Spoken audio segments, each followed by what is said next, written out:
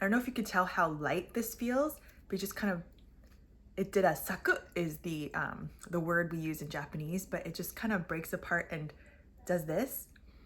It's like a light, crispy, slightly crunchy, grainy. It might sound weird, but you gotta try it. Now, here's what you'll need. The required stuff first is quinoa, coconut sugar, sea salt, baking powder, and almond milk. And then on the right side are all the optional add ins like flaxseed, chia, cocoa, black sesame, dark chocolate. I like to put a scale underneath my Vitamix so that I could just zero out in between ingredients and measure it that way. Now, let's start with the star of the show, the complete protein, quinoa, 110 grams. Go into the Vitamix. Then you add 25 grams of sweetener of your choice. I'm using coconut palm sugar today. You can feel free to use honey, maple syrup, whatever you desire. And I'm also adding half a teaspoon of salt. I'm just kind of eyeballing here. And then baking powder. You're adding 1 teaspoon. Now feel free to add what you want. I'm adding a whole bunch of things to make it a little more healthy, like chia, flax, black sesame, because these are black sesame quinoa scones, right? Look how pretty this all looks. Let's blend it up.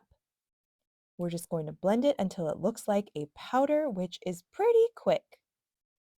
Look at this. If you kind of touch the feeling, look at that texture. It's a nice powder texture, so just dump it into your bowl. Next up is the wet ingredients. Let's start with melted coconut oil, 35 grams. Just dump that in, and I'm using it over the scale again so I can look at the scale while I pour in. Next up is milk of your choice. I am using almond milk today because I want to keep these vegan. Now let's mix it up really well before adding our final ingredients. This looks really good, kind of like a wet sand or grainy texture. And I like to add dark chocolate bars. This 90% cocoa is one that I love. And so I'm adding this into my Vitamix as well so that I could just quickly break it up because I don't want these big bar pieces. So toss these in. If you wanted to do like chocolate chips kind of thing, you could. I just like it a little bit smaller. So let's break this up, toss it in, and we will blend it up really quick and it'll get into super fine pieces. And here it is. Dump that right in. As you can tell, there are some finer pieces in there as well as some bigger chunks. It's really up to you how big to make it. You can pulse it just a few times or you can pulse it even more, but we've mixed it up, and here's the squeeze test. If it stays together, that's great. Now roll them up into circles. Size is up to you. Here we go. 400 degrees, 15 to 20 minutes, and out come beautiful scones.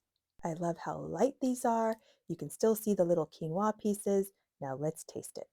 So I wasn't sure what to expect, but here is the final. And it is a nice, lighter version. And it kind of took a little bit to get used to the graininess because there is a little bit of the graininess from the quinoa, but now I really, really like it. And if you like your scone sweeter, add more sugar. If you like it a little bit on the lighter biscuity kind of side, make it lighter on the sugar. It is up to you, and you can add whatever mix-ins as you could tell from what I added in. You can make it healthier, you can make it less healthier, you could add nuts, you can add all sorts of things. But I highly recommend it. Give it a try. Let me know what you think. If this video was of value to you, I would love for you to subscribe and continue on with us on our journey.